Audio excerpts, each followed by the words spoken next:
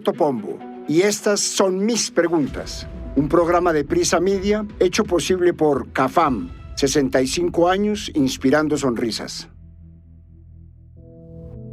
Del Fajardo robledismo se habla por estos días en la política. Una foto de los dos excandidatos y un anuncio de unión para, como ellos dicen, dar las respuestas políticas que Colombia reclama, abrió una serie de preguntas sobre el centro político y sus liderazgos. Para este capítulo hablamos con la analista política y excandidata al Senado Sandra Borda, con los periodistas Daniel Pacheco y Daniel Samper y con los politólogos e investigadores Gustavo Duncan y Angélica Redberg. El tema: ¿está muerto el centro político? ¿Es hora de renovar sus liderazgos? ¿Quiénes pueden tomar esas banderas? Soy Roberto Pombo. Bienvenidos a mis preguntas. Recientemente me vi una serie documental en Netflix que se llama Breakpoint. Buenísima, se la recomiendo. Sin ser el más fanático del tenis, me enganché rápido con las historias detrás de los grandes torneos del circuito, las pérdidas, los triunfos, los esfuerzos físicos, las estrategias, el estrés por ganar y muchas veces la soledad de los jugadores. Pero lo que realmente me llamó la atención fue ver una cantidad de jóvenes que ni sabía que existían. Llevo más de 2 décadas escuchando Nadal, Djokovic, Federer, Serena o Djokovic, Serena, Federer, Nadal o cualquiera de las combinaciones que resulten de estos 4 nombres. Entre los 3 hombres, el Big Three, como se les conoce, se han adueñado de 63 de los grandes torneos, los Grand Slams, que arrancan con el Abierto de Australia, siguen con el Roland Garros en París, le dan paso a Wimbledon en Londres y culminan con el Abierto de Estados Unidos. Y en la categoría de mujeres está Serena Williams, un caso aparte de genialidad, con 23 Grand Slams, ella solita, más que cualquiera de los Big Three. Entre los 4 se han embolsillado más de $520 millones en premios. Un dominio prácticamente absoluto del tenis, un dominio a veces aburridor para uno como televidente, pero mucho más para una cantidad de figuras que no lograron surgir y se vieron eclipsados por ese Olimpo de tenistas invencibles. Siempre los mismos, me dije, en casi cualquiera de las grandes finales.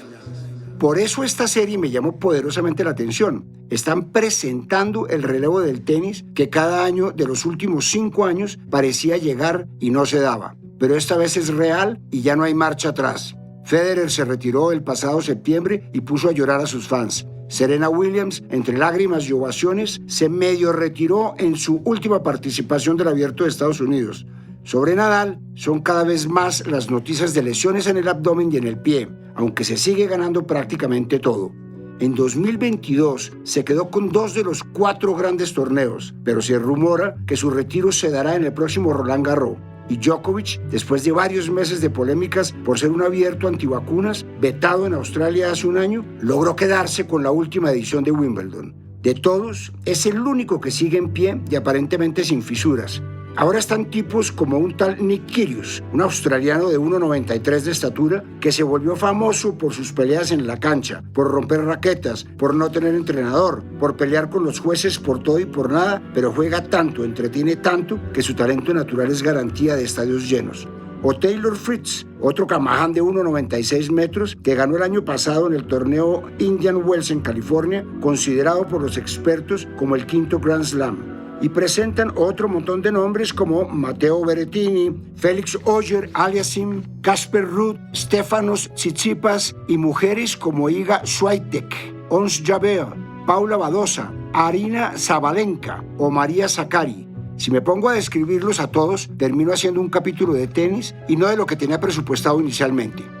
Tranquilos, no me volví comentarista de tenis. Solo es que cuando termino la serie, me meto a Instagram y lo primero que me aparece es una foto en la cuenta de Sergio Fajardo con el siguiente texto, abro comillas: reunidos, compromiso ciudadano y dignidad.co. Con la confianza que hemos construido en los últimos años, el reconocimiento y el respeto de nuestras diferencias, tenemos toda la disposición para unirnos y dar las respuestas políticas que Colombia reclama. Vamos muy bien, cierro comillas. El algoritmo haciendo de las suyas, mientras yo pensaba que ya estaba bueno de los mismos con las mismas en el tenis y lo refrescante que era ver nuevas figuras, me aparece esta foto de Jorge Enrique Robledo con Sergio Fajardo y algunos acompañantes. No sé cómo describir el sentimiento frente a esta foto y la proclama. Me pasó como cuando se muere alguien que ya estaba muerto y uno pregunta, ¿fulanito estaba vivo? Y no uso el símil para decir directamente que esa expresión política está muerta, porque yo soy de los que cree que no hay muertos en política, ni en periodismo tampoco, sino que me causó impacto ver esa alianza como el resultado final de las elecciones pasadas y me surgieron varias preguntas. ¿Eso fue lo que quedó del centro después de las elecciones a la presidencia? ¿Hasta cuándo el centro dependerá de figuras como Fajardo, Robledo y el mismo Mockus? ¿Quiénes están en la fila y merecen liderar esa transformación? Le pido un pensamiento inicial al periodista Daniel Pacheco. Le pregunto si la gente ya no quiere opciones de centro o si ya no están viendo líderes en los cuales creer. Esto me responde. Yo tuve la misma sensación que usted con esa foto de Fajardo y Robledo, una especie como de cita de muertos vivientes de la política. Esa sensación sí parece darle la razón a quienes piensan que el centro está acabado, que fue superado por la polarización derecha-izquierda. Y yo no le achacaría esa responsabilidad a Robledo y a Fajardo solamente, porque pues quítelos del panorama y no es que haya una multitud de líderes jóvenes, frescos ahí opacados. De hecho, todos los que se me ocurren con una mirada ahí rápida, los Galán, Amaya, Cristo, pues ya tuvieron su juego sin tanto brillo. Tal vez ahí Claudia López es una peso pesada que no hay que descartar. Sin embargo, creo que hay más centro que ese centro que quiso desde la época de Antanas Mockus moralizar la política con algún éxito inicial, decir que ellos eran más puros que la política tradicional. Yo creo que hay otro centro y ese centro es poderoso y está vivo. De hecho, es un centro que está gobernando. Tiene el ministro de Hacienda con Ocampo, el de Educación con Gaviria, el de Agricultura, Cecilia López, el de Interior con Prada, el de Justicia con Osuna. Tiene medio gobierno y tiene la presidencia del Senado con Roy Barreras. Antes de arrancar, explico por qué hablo del centro. No se trata solo por las preguntas sobrevinientes a la foto, sino porque es la única expresión política que no se escucha y aún depende de sus figuras históricas. Lo hablaba con otro colega y decíamos, ahí hay gente decente, dicen lo correcto, pero están como afónicos y no se oye lo que dicen. Como dicen popularmente, no emocionan. Por el lado de la izquierda llegaron al poder y creo que era la última oportunidad que tenía Petro. Lo logró. Y haber llegado le permite fabricar y posicionar a la siguiente generación de líderes con recursos y reflectores. Figuras de las entrañas y con alta afinidad ideológica como Francia Márquez, María José Pizarro, Gustavo Bolívar e Iván Cepeda pueden despuntar si el gobierno lo hace relativamente bien y deja de improvisar. Figuras convertidas como Roy Barreras, Alfonso Prada y Mauricio Liscano tienen también posibilidades de brillar. Figuras de último minuto como Alejandro Gaviria y Luis Gilberto Murillo, haciendo buenas gestiones y con el uniforme de la izquierda, tienen su plataforma para reencaucharse en la democracia sufragante. Y por último, con estrategias más nepotistas, podrían abrirle un espacio a personas como la primera dama, Verónica Alcocer, y al mismo Nicolás. No sabemos si al otro Nicolás. Mis hijos Nicolás, Andrés, otro Nicolás. Por su parte, la derecha tiene ganado el terreno de la visibilidad por dos factores. Uno, vienen de 20 años de gobiernos con interrupciones y uno que otro traspié, pero su mando fue predominante en las últimas décadas y solo por eso, en un ambiente que sigue polarizado y lejos de cambiar, son el contraste natural. Excluido de aquí, por supuesto, al derechista Partido Conservador, que ahora piensa que ya no lo es. Y dos, el relevo de líderes se está dando. Han ido cortando la dependencia de la figura del expresidente Uribe, quien inteligentemente ha bajado su perfil confrontacional. Hasta se reúne con Petro y deja la sensación de que se respetan y hasta se aprecian. Decirle a los colombianos que estamos buscando contribuir también para que nuestra tarea de oposición sea verdaderamente constructiva. Que hay contradicciones, antagonismos con el gobierno, por supuesto, pero que no sean polarizantes. Personajes que en otros momentos pudieron ser presidentes, como Oscar Iván Zuluaga, quedaron relegados a bailes y locuras para sonar. Yes, yes, yes, yes, claro que yes, yes, yes, yes, claro que yes. Eso ha permitido el surgimiento de figuras radicales como María Fernanda Cabal, que le perdió el miedo a la figura de Uribe y hasta se atreve a mamarle gallo. Uribe tiene corazoncito mamero. Le fascina atraer a esos conversos de la izquierda. Pero también quedó abierto el espacio para excandidatos presidenciales como Fico Gutiérrez, que aún no llega a los 50 años y logró una votación nada despreciable. Tampoco descarten el rol del expresidente Duque, que irá al alza con cada cosa que no le resulte al presidente Petro y quien, a pesar de sus canas, es menor que Fico. Tanto en la izquierda como en la derecha hay figuras y relevos claros. Y no estoy hablando de si nos gustan o no, de si han cometido errores o no. Hay nombres y no son propuestas afónicas. Hasta las barbaridades que dice Miguel Polo Polo suenan y ponen la agenda. De desigualdad nadie se ha muerto, esa es la verdad. La gente se muere por la pobreza, que es muy distinto a la desigualdad. Este proyecto de ley no sirve. Hasta las desconexiones de Miguel Uribe con la vida real suenan y tienen barra. Clase media y clase medio alta. Es decir, esas personas que ganan entre más o menos 20, 25 millones y 60 millones. Hasta propuestas inviables de Gustavo Bolívar ponen la agenda, así de antemano sepamos que no son más que un sueño. El túnel que él propone para atravesar Soacha, no sé, debe ser de por lo menos 15 kilómetros. Muy fácil de hacer, muy rápido.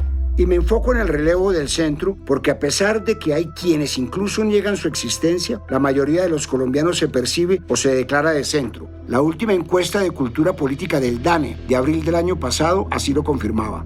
Tomo esta encuesta por dos razones. Primero, porque la muestra es enorme, 71.986 encuestas en aras de la precisión. Segundo, porque valida la ausencia de liderazgos previo a las pasadas elecciones presidenciales en las que una porción saltó a la izquierda y otra saltó a la derecha. 44,3% de los encuestados se consideraba de centro, 17,9% de derecha y 14% de izquierda. Y el 23,8% respondió no sabe, no informa. La paradoja de tener todas las posibilidades y resultados tan pobres. Le pregunto a la analista política y excandidata al Senado Sandra Borda, ¿por qué creen que el espectro político con más potencial al mismo tiempo es el menos claro para la gente? El liderazgo político del centro tenía una tarea importantísima que no cumplió. Y es que si bien la ciudadanía tiene claro que no le gustan los extremos y por eso tiene casi que un instinto para ubicarse hacia el centro, era labor del liderazgo político articular las posiciones de centro, explicar en qué consistía el centro político. Y en vez de hacer eso, se dedicó a promover una idea del centro que fue tremendamente nociva. Una idea de acuerdo con la cual el centro es moderación, es no pelear, es equidistancia frente a los extremos, es que no le guste ni una cosa ni la otra, y eso le valió el epíteto de tibio a los políticos de centro, hay que decirlo con algo de justicia. Entonces, la gente sigue esperando que el liderazgo político de centro le diga concretamente en qué consiste ser una persona de centro frente a temas fundamentales de la agenda política, y creo que eso el centro político de este país no lo ha hecho, ojalá lo haga para las próximas elecciones. Aprovechemos y echemos la película un poquito más atrás. El centro venía de un enredo que a hoy no se sabe bien cómo se formó. En una primera escena se rumoró que llevaban trabajando juntos varios líderes de diversos movimientos y partidos. Hasta aquí el cuento era prometedor. Iván Marulanda fue el principal convocante de este proyecto. Era una mezcla extraña. En esa primera fase, en diciembre de 2019, se hicieron reuniones secretas a las que asistieron De la Calle, Fajardo, Robledo, Cristo y los hermanos Galán. Luego se integrarían Angélica Lozano y Roy Barreras. Hacían reuniones, hablaban de principios, de engranar a través de las ideas y no del caudillismo. Pero arrancaron las peloteras. Angélica Lozano le hizo el feo a Roy, quien maltratado termina en las filas del pacto. Luego Marulanda, quien armó todo, se retira porque no era candidato y el Partido Verde daría libertad a sus militantes para escoger a quien quisieran en las presidenciales. Carlos Fernando Galán no estaba cómodo con Cristo y se sentía muy distante de las ideas de Robledo. Y más o menos así pasaron 2 años hasta que el grupo se fue filtrando y todo se comenzó a hacer público. El 4 de febrero de 2021, varias de las cuentas de los participantes trinaron al mismo tiempo. Comillas. Hoy tuvimos una nueva reunión con el propósito de construir amplia convergencia para la necesaria transformación de Colombia. Avanzamos en discusión de principios ideológicos que nos unen y seguiremos trabajando las próximas semanas. Cristo, De la Calle, Fajardo, Galán, Juan Manuel, Robledo, Partido Verde. Cierro comillas. Toda una extensa preparación para aterrizar en una realidad muy dura. El Partido Verde quería estar con un pie en el pacto y con un pie en la coalición. Como era uno de los 2 partidos, y partidos son avales, y además el de más caudal probado, quería meter 5 precandidatos a la coalición. Nadie lo aceptó. Al mismo tiempo, luchaban contra la presión de Camilo Romero, que también quería tener voz en esta alianza, pero se conocía que apoyaba a Petro. Tú eres un candidato no muy perverso. No menos que Gaviria o la doncella, tienes derecho a existir. Y sea que hagas el oso o que no, que indudablemente a Iván Duque lo superó.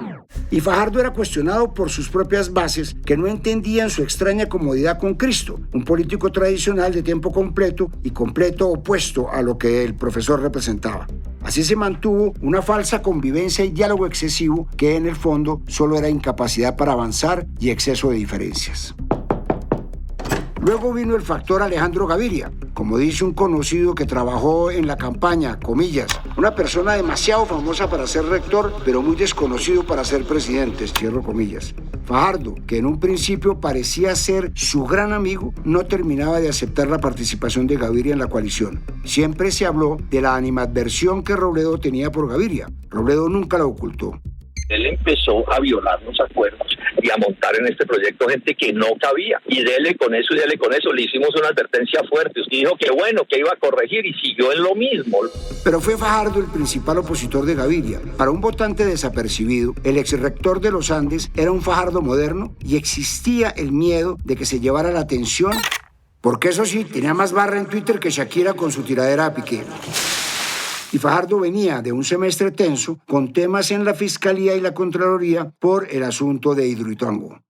La noticia en Medellín es con la Fiscalía, que imputará cargos al exgobernador de Antioquia, Sergio Fajardo, por presuntas irregularidades en la celebración de un contrato de sustitución de deuda. La Contraloría General de la República ratificó en segunda instancia el fallo con responsabilidad fiscal por 4.3 billones de pesos contra 26 personas, entre ellas el actual candidato presidencial, Sergio Fajardo.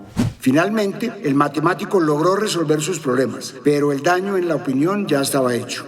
La presión pública fue más fuerte y terminan en medio de tires y aflojes de cónclaves de fotos tristes aceptando la llegada del exministro Gaviria. Pero prontamente encontraron la forma de limitarlo, lo que a mi parecer fue el principio del fin en las posibilidades presidenciales de la coalición Centro Esperanza. Se filtra la cercanía de Gaviria con un listado de políticos tradicionales y la coalición no tardó en decir palabras más, palabras menos. Traicionaste a la coalición, no puedes entrar acá si no rechazas el apoyo de los políticos tradicionales. En la lista había de todo, desde figuras como el expresidente César Gaviria hasta cuestionados por presunto volteo de tierras como el exgobernador Jorge Rey. El momento cumbre de este drama llegaría con una cantada de tabla de Ingrid Betancourt en un debate de candidatos a Gaviria. Ingrid, quien inicialmente había aterrizado en la coalición como garante y facilitadora del proceso, terminó por lanzarse como precandidata. Y termina ese día en el Nogal con su 0,7% de intención de voto, implosionando a la coalición frente a millones de personas y frente al resto de opciones políticas como Petro, Francia, Federico Gutiérrez y Oscar Iván Zuluaga, quienes seguramente disfrutaron por dentro este dramático momento. Alejandro, tú y yo hicimos un acuerdo en que no íbamos a traer a la coalición ninguna maquinaria. Tú has aceptado el apoyo de gente que a mí me preocupa muchísimo. Ingrid, lo suyo es hipocresía y oportunismo. No tiene otro nombre. A partir de ahí, todo fue un caos y confusión. No se sabía si Gaviria estaba o seguía. Al final terminó inscrito para la consulta Centro Esperanza. Ingrid renunció a la coalición para lanzarse como candidata de su partido. Con la partida de Ingrid no se entendía con qué aval jugaría Fajardo. En el Verde terminaron escogiendo el nombre de Carlos Amaya en una elección que muchos no reconocieron. Y al final terminaron 5 hombres enlistados para una consulta en la que se terminó todo. Tal vez fue Daniel Samper, asesor editorial de este programa, quien me lo sentenció anticipadamente. Si mal no recuerdo, me dijo: la doble tragedia del centro es que no veo quién le gane a Fajardo en la consulta, pero no veo cómo Fajardo puede ganar hoy la presidencia. Le escribo a Samper, le pregunto como analista si ve opciones para el centro. ¿Qué papel deben jugar figuras como Robledo y Fajardo? Bueno, Roberto, pues yo creo que todas las grandes figuras del centro tienen mucho más pasado que futuro, un pasado más pues muy importante porque en su momento fueron figuras muy refrescantes para la política colombiana. Sin embargo, creo que al centro le urge tener una figura que entusiasme nuevamente a todo ese sector. En un momento determinado muchos pensaron que podía ser Alejandro Gaviria, pero pues esa llanta se desinfló muy rápido. Habría que esperar a ver si o resurge ese liderazgo o aparece en el camino otro que sea más potente. Coincido con Samper. A personajes como Robledo, Fajardo, incluso Mockus, no los podemos enjuiciar sin mencionar que han sido figuras destacadas, valiosas y en sus inicios, además de alternativos, fueron muy refrescantes para la política. Es más, uno puede llegar a decir que sin ellos el centro tampoco existiría. La ola verde hizo lo suyo y creó una generación de jóvenes que creían en valores y en que se podía cambiar la manera de hacer política. Fueron expresiones que ganaron varias veces gobernaciones y alcaldías. Tengo en mi cabeza tipos muy decentes como Alonso Salazar en la alcaldía de Medellín, el mismo Fajardo, que por indicadores ha sido un alcalde y gobernador transformador y eficiente de Medellín y de Antioquia. No es poca cosa un Robledo escogido 10 veces consecutivas como el mejor senador de Colombia. Hoy nos ponemos el cinturón de seguridad y respetamos los semáforos en buena parte por Antanas Mockus, todo un revolucionario del comportamiento. ¿Por qué se pasó el semáforo en rojo así? Lo estábamos viendo, ¿por qué lo hizo? No sé, de pronto me gusta la adrenalina. ¿Cómo debería ser un centro político moderno? Hablo con Angélica Redberg, politóloga y docente de la Universidad de los Andes. Esto me responde. Yo creo que un centro político moderno en Colombia debe hacer una lectura muy crítica y autocrítica de la fatiga de una buena parte de la población colombiana frente a la polarización. Es una conformación política que entiende que la población colombiana hoy espera la formulación de políticas públicas basadas en evidencia, y es un centro político que tiene una agenda social progresista, pero la lleva a cabo y la adelanta en diálogo con y con respeto a y sin avergonzar a otras formas de hacer política en Colombia. Yo creo que tiene que ser un centro político muy respetuoso de la diversidad y muy pedagógico, a la vez que innovador en sus prácticas de comunicación política para lograr atención del público colombiano.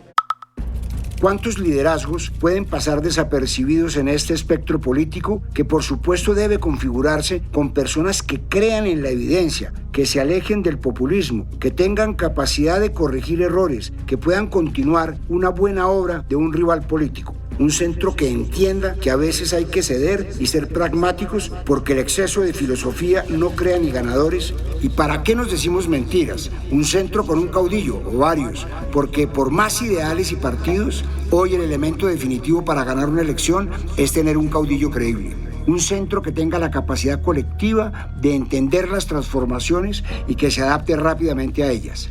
Parar de etiquetar las ideas como de izquierda o de derecha y darle paso a las ideas que se necesitan. Porque como bien caricaturizan, hoy la diferencia entre izquierda y derecha son 2 puntos en el impuesto de renta. Le pido al profesor y doctor de Ciencias Políticas Gustavo Duncan que me amplíe el concepto de centro. Esto me dice. Los espectros ideológicos se han ampliado sumamente en las últimas décadas. Eso no solo pasa en Colombia, sino en muchos otros países del mundo. Por ejemplo, en Estados Unidos, lo que distanciaba a republicanos y a demócratas no era tanto y podrían alcanzarse grandes acuerdos. Nos encontramos que son visiones bastante opuestas sobre lo que deben ser las decisiones políticas. Igual está pasando en Colombia. Partido Liberal y Partido Conservador en su momento podrían llegar a acuerdos, a grandes acuerdos nacionales. Al día de hoy es más complicado cuando tenemos ya una izquierda en el poder que no representa el ala de izquierda del Partido Liberal y una derecha que no es simplemente la ala de la derecha del Partido Conservador. Hay mayores distancias. El gran problema es que no ha podido surgir ese centro político que sea capaz de aglutinar unas posiciones de mayorías alrededor de grandes consensos, sobre todo consensos alrededor de la democracia liberal. Y estamos en mora de poder tener ese centro vigoroso. Y me quedo pensando quiénes son las personas a las que deberían pasarles el banderín y vuelvo al tema del breakpoint. No es protagonista de los primeros 5 capítulos que colgaron, pero con seguridad lo será en los siguientes que se podrán ver en junio. Hablo de Carlos Alcaraz, un español que ha sido la revelación del tenis mundial por su edad y por todo lo que se ha ganado a sus cortos 19 años. Terminó el 2022 como número 1 del mundo, el más joven de la historia, se ganó el Abierto de Estados Unidos, fue el primer tenista español en ganar el Abierto de Miami, también el más joven en ganar un ATP 500 y por supuesto fue el primer tenista en ganarle a Djokovic y a Nadal en un mismo torneo. Con admiración, con respeto, con ideas, les dijo a estos, gracias, pero llegó la hora de una nueva generación. Seguro que cuando Nadal y Djokovic se retiren, Alcaraz los consultará y revisará qué hicieron bien en el pasado, pero hoy abre el camino y comanda una generación que brilla con luz propia y decide su futuro. Abuelo de pájaro, hay en este centro muchas mujeres interesantes que necesitan hablar y comandar despejados de sombras del pasado, como la exconcejal de Cali, Diana Rojas, la excongresista Catalina Ortiz o la exministra de Cultura, Angélica Mayolo. Me pregunto qué pasó con personas que venían con carreras impecables, como el exdirector de la Agencia Nacional de Infraestructura, Dimitri Saninovich, absolutamente desaparecido. Me pregunto si figuras como el exdirector del DANE, Juan Daniel Oviedo, y el excandidato, hoy desaparecido por completo de la escena política, Carlos Fernando Galán, que casi derrota a Claudia López, tienen el talante para organizarse anticipadamente y proponer una fórmula ganadora para Bogotá. O si por el contrario, dividirán el voto de centro como casi siempre lo hace el centro. ¿Habrá algún lazo que conecte viejas amistades de políticos jóvenes y pilos como los concejales de la capital Martín Rivera y Diego Lacerna? ¿Qué nombres pueden surgir en la costa? Me hablan en Cartagena de Elena Costa, una mujer afroindependiente que buscará llegar por firmas. Me hablan de una profesora de Montería que se llama Natalia Gómez. Me hablan de Marco Orozco, un precandidato por firmas en Barranquilla, creador del famoso portal de noticias para jóvenes Última Hora Col. Me pregunto si perdimos para siempre de la política a figuras serias como Juanita Gobertus y Gabriel Santos, una tirada a la izquierda, el otro a la derecha, pero ambos con mucho respeto por la evidencia. Me pregunto qué papel pueden jugar en toda esta conversación personas de partidos tradicionales pero muy serios y competentes como el hoy senador David Luna, el exministro Luis Felipe Henao y el excongresista Juan Fernando Reyes Curi. Estamos a punto de ver independizarse las voces paisas como las del representante Carvalho, el concejal de Medellín Daniel Duque y el diputado de Antioquia Camilo Calle. ¿Cómo pueden jugar en todo esto figuras estudiantiles como Alejandro Palacio y Jennifer Pedraza, quien llegó a la Cámara de Representantes? ¿Hay un hilo conductor que logre la unión de buena parte de este sancocho de centro? ¿Hay alguna posibilidad real de una conversación entre buena parte de estos actores sin que medie la venia de los que siempre han estado en los tarjetones? Quedamos pendientes de esos puntos de quiebre a ver si surgen esos relevos, los Alcaraz, pero les toca ganárselo. Hoy, guste o no, Robledo, Fajardo y Mocus siguen siendo los comandantes. Hoy, guste o no, Berretini, Fritz, Swiatek y Javert quedaron eliminados del Abierto de Australia. Alcaraz y Kyrgios ni siquiera jugaron por lesiones. Hoy, guste o no, Djokovic llegó a la final y no sabemos si en este momento volvió a ser campeón de otro Grand Slam, pero sí que sigue estando en la cima del tenis. Soy Roberto Pombo y este fue el capítulo número 20 de Mis Preguntas. Nos escuchamos en un próximo capítulo. A partir de este momento, este capítulo de Mis Preguntas queda disponible en todas las plataformas de podcast. Este episodio fue posible gracias a CAFAM, 65 años inspirando sonrisas. En la dirección, Roberto Pombo. Producción general y guiones, Juan Abel Gutiérrez. Asesor editorial, Daniel Sampero Espina. Investigación y entrevistas, Amalia Londoño. Producción de campo, Manuela Garcés. Dirección de sonido y postproducción, Daniel Murcia. Edición de sonido, Juan David Sarmiento y Diego Canastero.